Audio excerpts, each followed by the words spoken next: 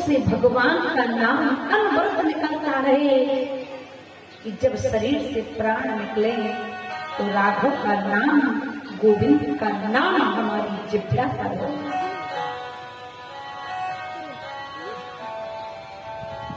प्राण निकले हिरण के बच्चे की याद में तो अगला जन्म हिरण का प्राप्त हो।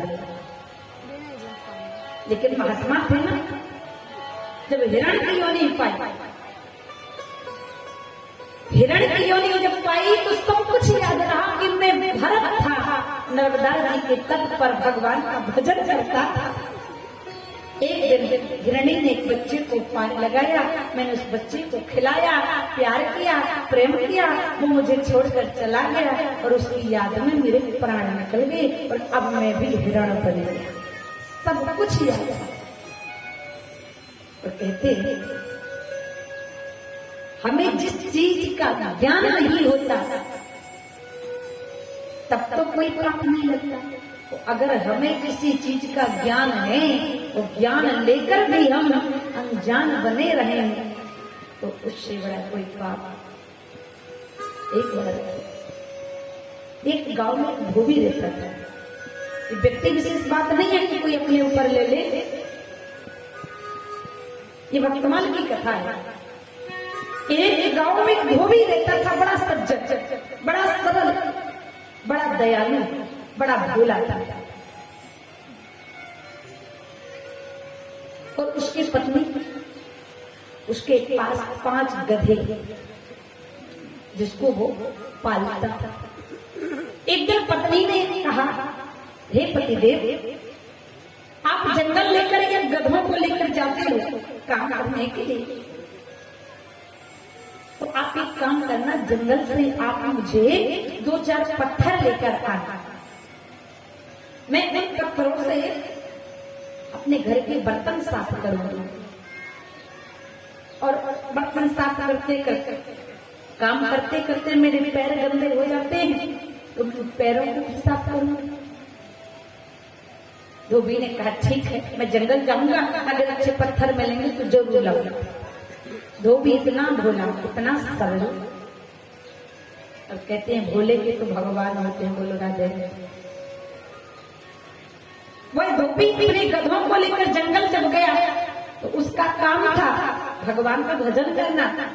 और भगवान किसी जाति पाति वाले व्यक्ति से भेदभाव नहीं करते।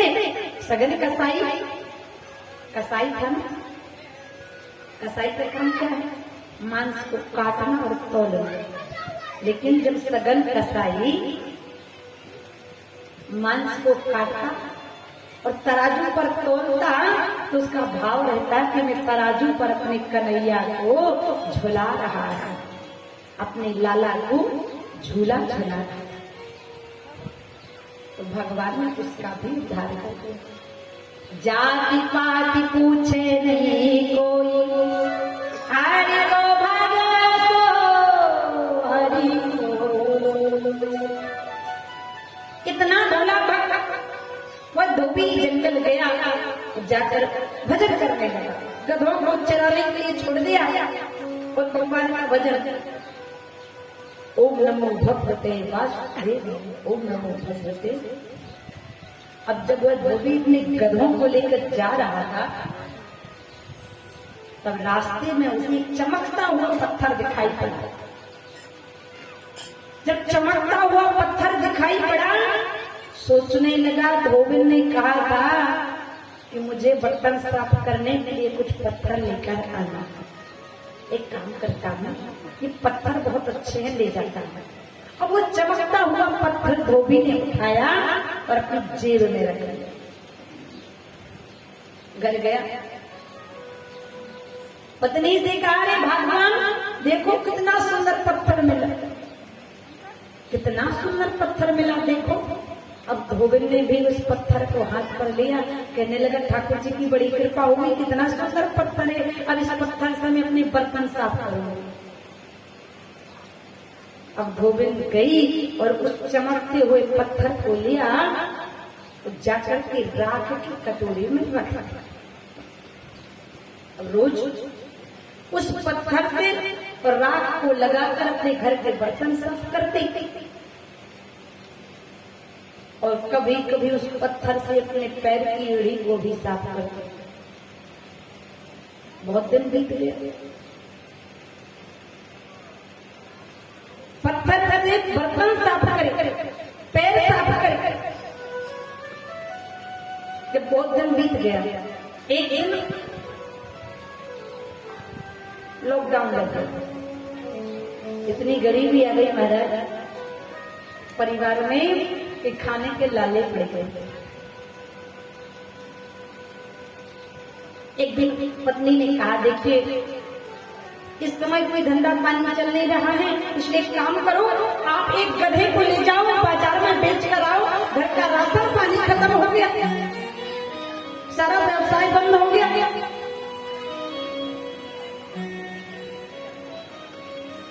धोबी ने कहा, ठीक है तुम बहुत अच्छी बात बोल रही हो, गधा बेचने जाता हूँ, लेकिन अगर कोई गधा नहीं खरीदा तो?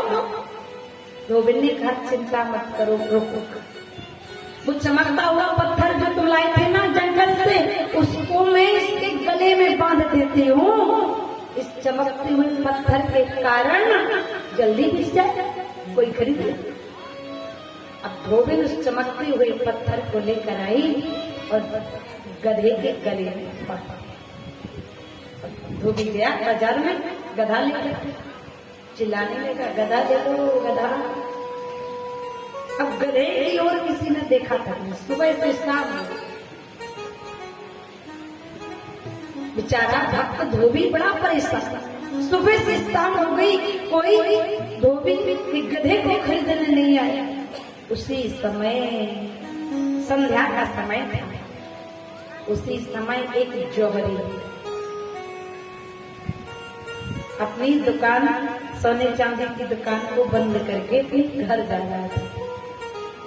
अब ये बेचारा धोबी उदास बैठा, अरे भाई कोई तो गधा खरीद लो, बहुत सस्ता गधा है। कोई नहीं आया। जौहरी गया, दुकान बंद करके रास्ते से देखा, धोबी की नजर ना उस जौहरी की नजर न धोबी पर पड़ी न गधे पर पड़ी, जौहरी की नजर गधे के गले में पड़ी, जहाँ पर वह पत्थर चमक रहा था। जौहरी गया, भैया क्या है, क्या बेच रहे हो? बोले महाराज गधा बेच रहा हूँ, गधा ले लो। जौहरी ने कहा भैया हम गधा तो नहीं लेंगे, लेकिन जो गधे के गले में है पत्थर, उस पत्थर को बेचना हो तो बताओ, खरीद ली। वो भी तो बड़ा प्रसन्न हो गया, बाबा लगता है भगवान बड़ा दयालु है, ये 2 कौड़ी के पत्थर को खरीद रहे। हाँ पत्थर ही दे दो ना, कितने में देना? धोबी ने कहा 5000। जौहरी ने तत्काल जेब से 5000 निकाला और धोबी को दिया, वह पत्थर लिया, चला। यहाँ धोबी पत्थर बेचकर खुश है, वहाँ जौहरी वह पत्थर खरीद कर खुश है। धोबी अपने घर गया, पत्नी से कहने लगा देखो आज भगवान की बड़ी कृपा, गधा का गधा बच गया, जो पत्थर था 2 कौड़ी का वो 5000 में चला गया। अब जौहरी, क्योंकि वो कोई पत्थर नहीं था, वो क्या था, हीरा, लेकिन उसको तो परख नहीं थी ये हीरा है। लेकिन जौहरी जान गया कि कोई पत्थर नहीं है तो हीरा है।